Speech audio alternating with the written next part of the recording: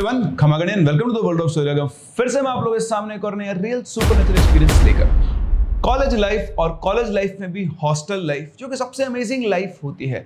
जिन लोगों ने कॉलेज के अंदर हॉस्टल में अपनी लाइफ जी हुई वो जानते हैं कि वो कितनी फ्रीडम वाली लाइफ होती है। और कई बच्चे ये सपना देखते हैं कि वो एक अच्छे से कॉलेज के अच्छे से हॉस्टल में पहुंचेंगे और अपनी इस हॉस्टल लाइफ को एंजॉय करेंगे।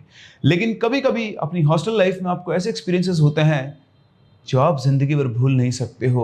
और हद तो तब हो जाती है जब आपका अपना सबसे करीबी दोस्त आपकी जान लेने पर उतारू हो जाए।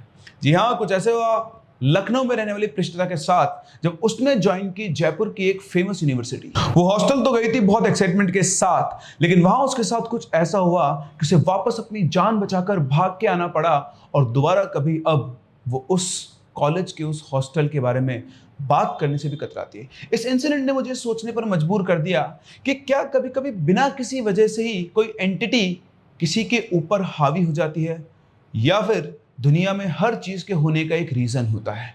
वो तो आपको पता चलेगा स्टोरी के अंदर। कहानी में मैं आगे बढ़ूं उससे पहले अगर आपके पास में से कोई रियल एक्सपीरियंस है या फिर कोई सुपरनेचुरल स्टोरी है तो आप मेरे साथ शेयर करते हैं मेरी इन दी गई आईडीज पर। 2019 में प्रिशिता ने लखनऊ से अपने 12th पास की और उसके बाद उसका मन था बीबीए करने का।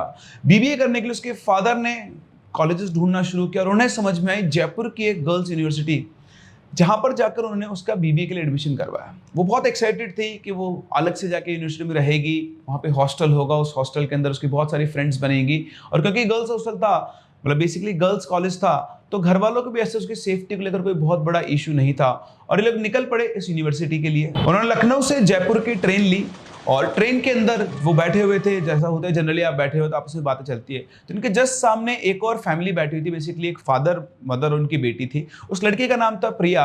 प्रिया भी लखनऊ से ही थी और वो भी सेम कॉलेज के अंदर एडमिशन लेने जा रही थी। तो सफर लंबा था, बातचीत करते करते बहुत फेमिलियर हो गए और फाइनली डिसाइड हुआ कि चलो दोनों ही बच्चियां सेम शहर से है, दोनों ही सेम कॉलेज में भी जा रही है, तो कोशिश करेंगे कि दोनों एक ही साथ रहें। उन दोनों की भी मतलब जान पहचान हो गई थी, इतना मतलब 7-8 घंटे साथ में गुजारे थे, तो ठीक ठाक आपको पता लगता है कि यार सामने वाले से आपकी फ्रीक्वेंसी मैच हो रही है या फिर नहीं हो रही। और यहाँ इन दोनों की फ्रीक्वेंसीज बहुत अच्छे से मैच हो गई थी। सो फाइनली वो लोग लेट नाइट जयपुर पहुंचते हैं। वहां पर पहुंचकर होटल भी साथ में लेते हैं, एडजेसेंट रूम्स लेते हैं और ये पूरा दिन जो साथ में गुजारा तो दोनों लड़कियों की बॉन्डिंग बहुत अच्छी हो चुकी थी। अगले दिन ये लोग यूनिवर्सिटी में पहुंचते हैं, वहां पर एडमिशन वगैरह का प्रोसेस कंप्लीट करते हैं। तो जब वहां पहुंचते हैं तो पहुंचने के बाद यूनिवर्सिटी का जो गेस्ट हाउस है वहीं पर शुरुआत में जो विजिटिंग पेरेंट्स होते हैं या स्टूडेंट्स होते हैं उनको वहां पर रुकवाया जाता है और फिर उसके बाद इनका हॉस्टल अलॉटमेंट का प्रोसेस शुरू होता है। तो जब तक हॉस्टल के अंदर रूम खाली होते हैं, इन जनरल स्टूडेंट्स को अपना रूम सेलेक्ट करने की चॉइस दी जाती है। तो इन दोनों लड़कियों को कहा गया कि भाई, इन्होंने कहा कि भाई हम दोनों साथ में रहना चाहते हैं रूम पार्टनर्स की तरह। तो उन्होंने बोला ठीक है, कोई दिक्कत नहीं है। तो उन्होंने इनसे कहा कि काम करो, तुम्हारा ये हॉस्टल है और इस ब्लॉक के अंदर जाकर तुम अपना रूम सेलेक्ट कर सकते हो। तो ये लोग वहां पहुंचे। इनके जो हॉस्टल बने हुए थे वो बेसिकली G+1 था, मतलब ग्राउंड फ्लोर था और उसके ऊपर फर्स्ट फ्लोर, यानी दो ऊपर नीचे 2 फ्लोर्स थे जिनके अंदर बहुत सारे रूम्स थे। इन्होंने कॉरिडोर के अंदर घूम घूम के रूम्स चेक करना शुरू किए। पहले उन्होंने पूरा ग्राउंड फ्लोर चेक किया, उसको चेक करने के बाद ये लोग पहुंचे फर्स्ट फ्लोर पर। फर्स्ट फ्लोर पर पहुंचने के बाद कॉर्नर में एक रूम था। तो रूम वैसे तो लॉक था, बाकी सारे रूम खुले हुए थे, लेकिन उस रूम की विंडो थोड़ी सी खुली हुई थी। तो वो लोग कॉर्नर वाले उस रूम में पहुंची और प्रिया की नजर खिड़की से उस रूम के अंदर पड़ी। वो रूम अंदर से बहुत ही वेल डेकोरेटेड सा लग रहा था। प्रिया ने पिछला बोला, बोले यार ये रूम मुझे बहुत अच्छा लगा, कितना सही से मैनेज्ड ये रूम है, पर इस पे लॉक क्यों लगा हुआ है? तो उसने बोला हो सकता है लगा हुआ हो। बोल तेरा मन है इस रूम में रहने को? हाँ यार मुझे तो रूम बहुत पसंद आ रहा है, क्यों ना हम लोग इसी रूम के अंदर हैं। तो उसने भी देखा तो अंदर से रूम ठीक ठाक था, बढ़िया था, मतलब अच्छे अच्छे पोस्टर लगे हुए थे कलरफुल रूम के अंदर, जैसे किसी ने बहुत अच्छे से उसको मेंटेन किया हुआ हो। तो बोला ठीक है चलो अपन चलते हैं, वार्डन से बात करते हैं और ये वाला रूम हम ले लेंगे। तो ये लोग घूम फिरे पहुंच के उन्होंने वार्डन से बोला कि हमें फर्स्ट फ्लोर पे वो कॉर्नर वाला रूम चाहिए। तो वार्डन को देखते हुए बोलती है, इधर जो अपने साथ में स्टाफ बैठा था, इनको यही रूम मिला है? वो रूम बंद है, वो रूम किसी को नहीं मिलेगा, चलो दूसरा रूम सेलेक्ट कर लो। तो प्रिया बोलती है पर मैम वो रूम तो खाली है ना, आप ट्राई करो ना एक बार। तो तेरे तुमको समझ में नहीं आता है क्या? बोल दिया ना कि वो रूम किसी को अलॉट नहीं होगा, वो स्टोर रूम है, उसमें लॉक लगा हुआ है, जाओ कोई और रूम सेलेक्ट कर लो। प्रिशिता कहती है कि ठीक है ना यार प्रिया, चल कोई दूसरा रूम ले लेते हैं, क्या पहले दिन हॉस्टल में हम लोग सिरदर्दी करे। बोलती है हाँ चल ठीक है। तो उन्होंने फिर ग्राउंड फ्लोर पे रूम सेलेक्ट कर लिया और जो ग्राउंड फ्लोर रूम था ये जस्ट उसी रूम के नीचे था, मतलब जो ऊपर नीचे रूम्स होते हैं वहां पर। तो दोनों लड़कियों ने वहाँ पर शिफ्ट कर लिया। इनके फादर इनको छोड़कर वहाँ से चले, मतलब जो पेरेंट्स आए थे वो छोड़ के चले गए कि इनको हॉस्टल मिल गया, दोनों सेटल हो जाएंगे, सामान वामान दिलवाकर सेटल होकर चले गए। 2-3 दिन बाद ही इनको जो हॉस्टल, इनका जो रूम था उसमें एक और लड़की ने ज्वाइन किया जिसका नाम था काजल। अब इनकी वही क्लासेस वगैरह शुरू हो गई थी, क्लासेस जाते और दिन भर क्लासेस करने के बाद, खाना वाना खाने के बाद, गेम्स खेलने के बाद रात को ये लोग सोने में लगे थे। इनका जो रूम था उसमें 4 बेड्स थे, बेसिकली 4 लोगों के अकोमोडेशन का रूम था। तो 3 लोग अभी इस रूम के अंदर आ चुके थे और एक बेड जो था वो खाली पड़ा हुआ था। तो एक रात की बात है, लोग सब सोए हुए थे। तो प्रिशिता जब सोई हुई थी तो उसे ऐसा लगा, उसकी आँख खुली, मतलब ऐसा लगता है ना आप नींदों में सो रहे हो, आपको कोई देख रहा है, तो उसको लगा कि कोई उसे घूर रहा है।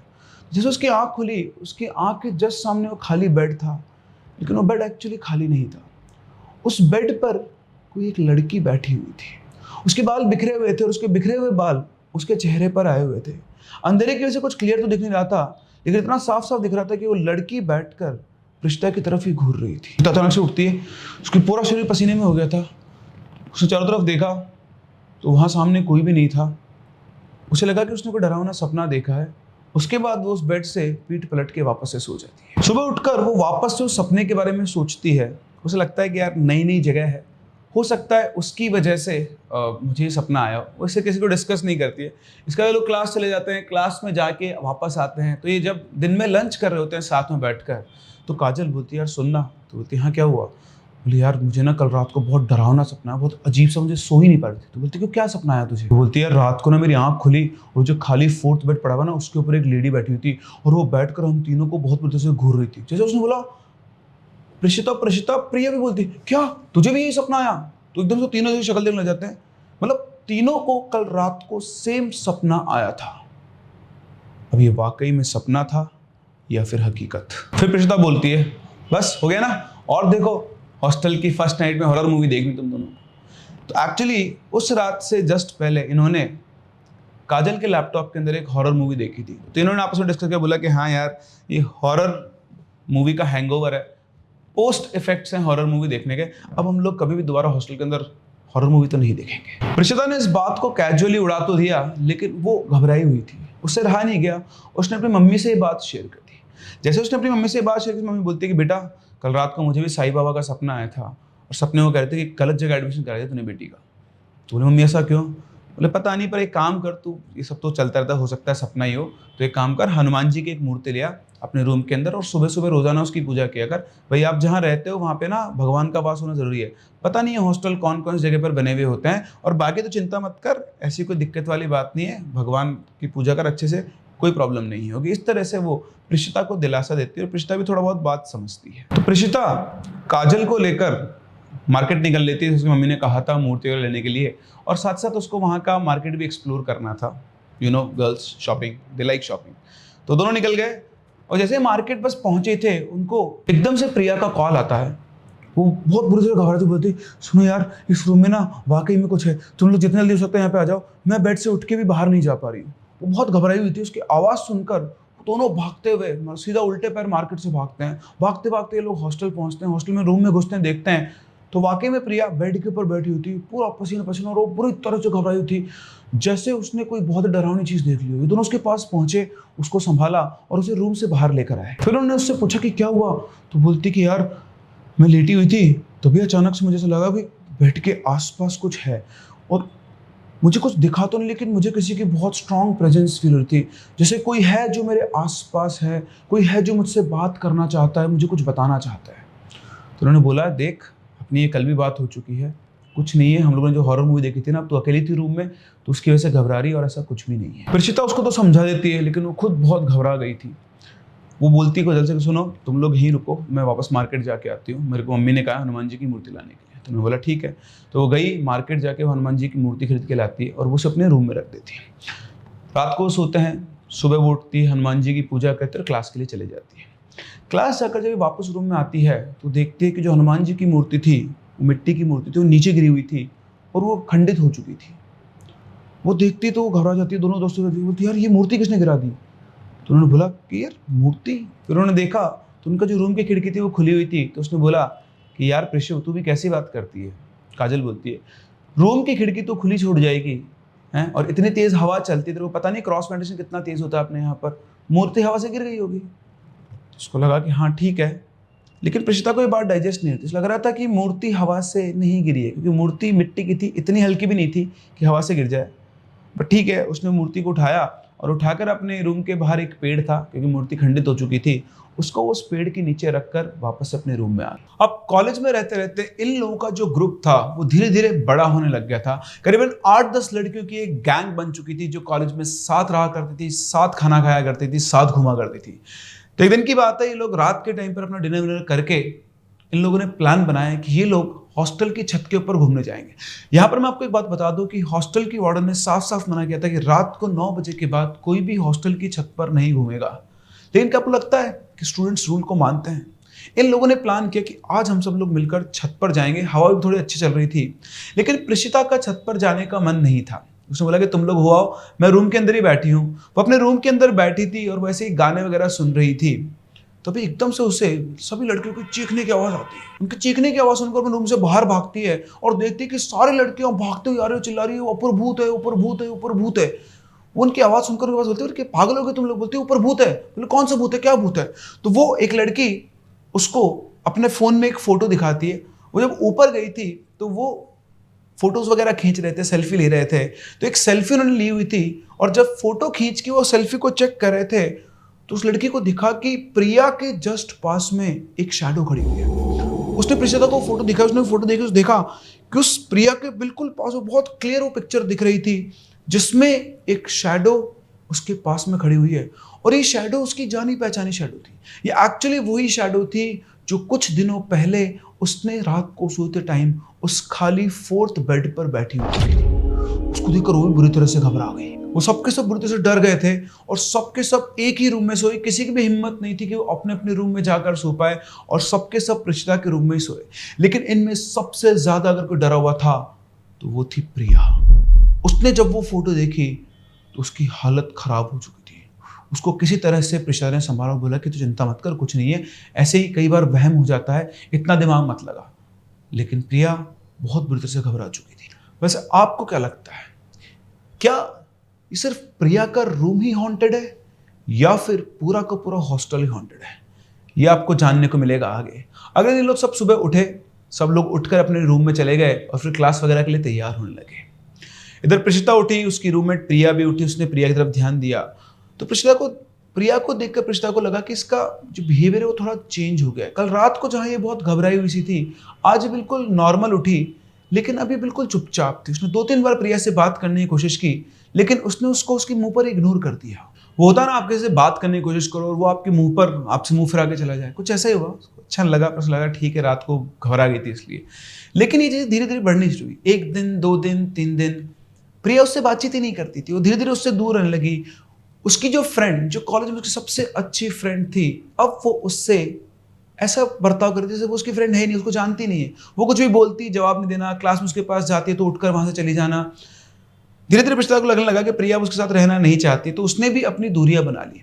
लेकिन सिर्फ इतना ही नहीं, प्रिया धीरे धीरे प्रीशिता को परेशान करने के तरीके ढूंढने लगी। प्रीशिता के रूम से उसका सामान चोरी होने लगा और वो जो सामान चोरी होता था, उसने जब ये पता करने की कोशिश की सामान कौन चोरी कर रहा है, वो चुपचाप देखा। उसने देखा कि प्रिया जो थी वो प्रीशिता के रूम से उसका सामान गायब करने लगी। जब भी कभी मौका मिलता तो छोटी छोटी चीजें अपने रूम से गायब हो जाती। एक बार उसने खुद अपनी आंखों से देखा प्रिया को उसका सामान उठाते हुए। खैर और टाइम गुजरा, इनके बीच के डिस्टेंसेस बढ़ती गई और जब एग्जाम टाइम आया तो जब जब प्रीशिता पढ़ने बैठती, प्रिया जो थी वो कुछ ऐसी हरकतें करती कि उसको डिस्टर्बेंस हो। वो गाना चला के गाने सुनने लग जाती, डांस करने लग जाती, जोर जोर से बोलने लग जाती, है ना, डिस्टर्ब करना किसी न किसी तरीके से, आवाज़ करना उसको। प्रीशिता बहुत इरिटेट हो चुकी थी प्रिया के इस बिहेवियर से। उसने कई बार उसको बोला कि यार तू ये क्यों कर रही है, लेकिन प्रिया उसको कभी भी सीधे मुंह जवाब नहीं देती थी। और प्रिया ने इनकी जो बाकी रूममेट्स थी, काजल और सोनल, उनको भी अपनी तरफ कर लिया था और अब ये तीनों मिलकर प्रीशिता को परेशान करती थी। ऐसा लगता था कि काजल और सोनल जो है वो प्रिया के इन्फ्लुएंस में आकर ही प्रीशिता को परेशान कर रहे हैं। अब अगर आपके रूममेट आपको इस हद तक परेशान करना शुरू कर दे तो आप क्या करोगे? बिल्कुल उस रूम को खाली करने की कोशिश करोगे। लेकिन अभी एग्जाम टाइम चल रहे थे। प्रीशिता को लगा कि अगर मैं सब काम में लग गई तो मेरे एग्जाम खराब हो जाएंगे। जैसे तैसे उसने अपने एग्जाम ईयरफोन लाकर पढ़ाई करके निकाले और एक एग्जाम खत्म होने के अगले दिन वो अपने रूम के अंदर दिन में सोई हुई थी। तभी उसकी आंख खुलती है बहुत सारे लड़के चिल्लाने की वजह से, बाहर निकल प्रिशिता, बाहर निकल, आग लग गई। उसने उठ कर देखा तो पूरा रूम उसका धुएं से भर गया था। वो उठ के बाहर की तरफ भागी और बाहर खड़े होकर देख रही थी तो उसके रूम में आग लग चुकी थी। उस रूम में वो अकेली थी, वहां पे कोई और नहीं था। वो बाहर आई, होश संभाले देखा तो जो आग लगने का बाद में उसको रीजन पता लगा वो था शॉर्ट सर्किट। लेकिन यहां प्रिशिता के दिमाग की बत्ती जली। अब तक वो जिन साइंस को इग्नोर कर रही थी उसको लगा नहीं, ये आग अपने आप नहीं लगी है, कहीं इस आग को लगाने में प्रिया का हाथ तो नहीं है। क्योंकि वो अब धीरे धीरे प्रिशिता को परेशान करना शुरू कर चुकी थी और आपको जो सिक्स सेंस होती है वो आपको बताती है। उसने डिसाइड किया कि वो अब इन लोगों के साथ नहीं रहेगी। वो वार्डन के पास गया, उसने बोला कि मुझे अपने रूम पार्टनर्स चेंज करने, मुझे किसी और के साथ रहना है। तो वार्डन जो थी उसने उससे बातचीत की और उसके बाद जैसा उसने कहा उसके हिसाब से उसको बोला कि ठीक है तुम डिसाइड कर लो तुम किसके साथ रहोगी, जो रूम अवेलेबल है फोर्थ पार्टनर वाला तुम उसके अंदर शिफ्ट हो सकती हो। तो प्रिशिता वहां से शिफ्ट हो गई। लेकिन अब शिफ्ट होने के बाद भी प्रिया की नज़र प्रिशिता के ऊपर से हटती नहीं थी। कैंपस में घूमते फिरते जब भी प्रिया दिखती तो प्रिया प्रिशिता को ऐसे देखती थी जैसे वो उसकी जानी दुश्मन हो और मौका मिलते ही वो प्रिशिता को मार देगी। प्रिशिता ने अब कॉलेज के अंदर अकेले रहना छोड़ दिया था। ना वो रूम में अकेले रहती थी, ना वो क्लासरूम में अकेले जाती थी और कैंपस में कहीं भी सुनसान जगह पर तो जाना अवॉइड ही करती थी, क्योंकि उसे ऐसा लगता था कि अगर वो कहीं पर प्रिया को अकेली मिल गई तो शायद प्रिया उसे मार देगी। एक रात को प्रिशिता को फिर से सपना आता है कि 4 बहुत डरावनी शैडोज हैं जो उसका गला दबाकर उसको मारना चाह रही है। वो छटपटा रही है और तभी उसको देवी माँ आकर बचा लेती है। वो उठती देखती है तो उसे लगा कि सपना ही था, लेकिन उसके साथ आज जो होने वाला था वो उसने कभी भी एक्सपेक्ट नहीं करा था। प्रिशिता जिस नए रूम में रहती थी वो भी उठी थी डर के मारे, बहुत ज़्यादा लेट में था, 11 बजे के आसपास का टाइम हुआ था। तो उस रूम में एक और लड़की थी जो बीमार थी। तो प्रिया और उसकी दोनों रूममेट्स सोनल और काजल उस लड़की के हालचाल पूछने के बहाने उनके रूम में आती हैं। उस रूम में उस टाइम पर सिर्फ प्रिशिता और वो लड़की ही थी। वो आते हैं, उस लड़की से बातचीत करते हैं और एकदम से वो प्रिशिता की तरफ घूमते हैं और उसको कोने में ले जाकर दबोच लेते हैं। प्रिशिता बहुत तेज चिल्लाती है, उसकी आवाज़ सुनकर बहुत सारी लड़कियां उस कमरे के पास में आ जाती हैं और वो तीनों बिल्कुल उसे प्रिशिता के ऊपर मतलब उसको मारने की कोशिश करने लगे, बिल्कुल सामने आके खड़ी हो गई हैं। उन तीनों को देखकर साफ साफ लग रहा था कि तीनों नॉर्मल नहीं है। सारी लड़कियां खड़े होकर उनको देख रही थी, लेकिन किसी की हिम्मत नहीं थी कि वो उन तीनों के बीच में पड़ जाए। उन तीनों ने में से मिलकर प्रिया ने प्रिशिता के बाल पकड़ लिए और वो उसके चेहरे पर थप्पड़ मार रही थी। इधर से जो बाकी लड़के थे उन्होंने उसके पूरे हाथ के ऊपर से नाखून से निशान मार रही थी। ऐसा लग रहा था कि वो उसको घायल करना चाहती है। बड़ी मुश्किल से प्रिशिता उनसे छुड़ाकर बाहर कॉरिडोर की तरफ भागी और उसी के जस्ट पीछे काजल बहुत तेज भागती हुई उसको धक्का मार के नीचे गिरा दिया। और जैसे वो नीचे गिरी तीनों उसको घेर के खड़े हो गए और फिर प्रिया उसके चेहरे के सामने मतलब ऊपर की तरफ आकर बोलती है, तुझे मैं कब से मारने का सोच रही हूँ। अगर तू उस कमरे को नहीं छोड़ती तो मैं तुझे कब का मार चुकी होती, लेकिन तू बचती चली गई। लेकिन आज तुझे मुझसे कोई नहीं बचा पाया। इतना बोलकर वो उसके ऊपर कूद कर उसका गला दबाने लग गई। अब जैसे उसने किया, जैसे तैसे लड़कियां थी उनको लगा कि तो मार देगी इसको। बड़ी मुश्किल से उनके ऊपर कूदी और बड़ी मुश्किल से उस प्रिया को उन्होंने अलग किया और उसके बाद वार्डन को बुलाया। जब वार्डन आई तो उसने जो प्रिया थी उसको उठा के वो लेकर गई और वो जो लड़की थी प्रिया उसको डांटा। अब प्रिया अब इस टाइम पर थोड़ी नॉर्मल सी लग रही थी, जैसे वो किसी के इन्फ्लुएंस में सब कर रही थी। उसको तीनों को अलग किया गया। उधर प्रिशिता बस रोए जा रही थी और वो मनी मन माता रानी और हनुमान जी को धन्यवाद कर रही थी कि आज उन्होंने किसी तरह से उसको बचा लिया है। अब ये मामला कॉलेज एडमिनिस्ट्रेशन तक पहुंचा। दोनों के पेरेंट्स को बुलाया गया। इधर प्रिशिता से जब पूछा गया तो वो एक ही बात बोली थी कि मम्मी मुझे यहाँ से ले चलो, अगर मैं यहाँ पे रही ना तो ये प्रिया मेरे को मार देगी, इसके ऊपर पता नहीं क्या हो गया है। और उधर जो कॉलेज एडमिनिस्ट्रेशन था वे मानने को तैयार नहीं था कि ये सब कुछ ऐसा कोई चक्कर है। उन्होंने साफ साफ प्रिया को सस्पेंड कर दिया कि उसने उसके ऊपर हमला किया था और बाकी जो उसकी दोस्त थी उन दोनों को वार्निंग देकर छोड़ दिया था। हॉस्टल में भी सारी लड़कियों को डांट दिया कर बोला कि ये कोई भूत नहीं होते, तुम लोग पढ़े लिखे होकर भी ऐसी बातें करते हो, फालतू में तुम लोग कॉलेज का नाम बदनाम कर रहे हो, कोई इस बारे में कोई बात नहीं करेगा। इधर उसके पेरेंट्स से बात की गई तो उनके पेरेंट्स साफ साफ बोलते कि नहीं हमारी बेटी अब यहाँ पर नहीं रहेगी, क्योंकि प्रिशिता की मम्मी को पहले ही आभास हो गया था कि यहाँ पर कुछ ना कुछ गलत है। इस तरह से इस इंसिडेंट के बाद वो लोग प्रिशिता को लेकर वापस चले गए और फिर उन्होंने उसका एडमिशन चंडीगढ़ के कॉलेज में करवा दिया और वहाँ जाने के बाद प्रिशिता के साथ ऐसी कोई भी एक्टिविटी नहीं हुई। जब टाइम गुजर गया, कुछ महीने गुजरे, उस गुजरने के बाद प्रिशिता के मन में अब भी एक सवाल था कि आखिर ऐसा क्या हुआ जिसकी वजह से प्रिया, जो उसकी सबसे अच्छी दोस्त थी, वो उसकी दुश्मन बन गई और उसकी जान लेने को तैयार हो गई। वो इन चीज़ों की छानबीन करना चाहती थी, लेकिन वो कभी भी उस जगह पर दोबारा नहीं जाना चाहती थी। उसने कुछ कॉन्टैक्ट्स निकाले, कुछ सीनियर्स, कुछ पुराने लोगों से। तो होता है ना, जब आप किसी चीज़ की छानबीन के पीछे पड़ जाते हो तो आप टुकड़ा टुकड़ा जोड़कर पूरी इमेज बना लेते हो। यही काम प्रिशिता ने किया और उसे पता लगा कि वो रूम जो पहले दिन उन्हें कॉलेज में पसंद आया था, जो बंद था, जिस रूम को लेना चाहते थे, उस रूम में एक बहुत खतरनाक इंसिडेंट आज से करीबन 15 साल पहले हो चुका था। उस रूम में एक लड़की की डेथ हुई थी। उस लड़की ने अपने आप को फंदा लगा लिया था, लेकिन वहां जो लग रहा था वो ऐसा नहीं था। ऐसा लग रहा था कि उसने खुद अपने आप को खत्म किया है, लेकिन बात कुछ और थी। उस लड़की का वहां पर मर्डर हुआ था। जब उसकी डेथ हुई थी तो उसकी जो रूममेट थी वो वहां से गायब थी। बाद में जब पूरी इसका खुलासा हुआ तो पता लगा कि उस लड़की के साथ रेप हुआ था और वो उसी कॉलेज के ही किसी एम्प्लॉय ने किया था, और उस लड़की को मारने में उसकी रूममेट का भी हाथ था। लेकिन वो लड़की अपने कनेक्शंस की वजह से बच गई और वहां से चली गई थी, और तब से वो लड़की जिसकी मौत हुई थी वो अपनी रूममेट से बदला लेने के लिए घूम रही थी। उस दिन जब ये लोग उस हॉस्टल को के लिए रूम सेलेक्ट करने के लिए घूम रहे थे और ये उस कमरे के पास में गए और खिड़की से जब इन्होंने अंदर देखा तो इन्होंने तो अंदर रूम को देखा, लेकिन रूम में से किसी और ने प्रिशिता और प्रिया दोनों को देख लिया। प्रिशिता के अंदर उसे अपनी वही रूममेट दिखाई दी और उस रूममेट से बदला लेने के लिए उसने प्रिया को पजेस कर लिया।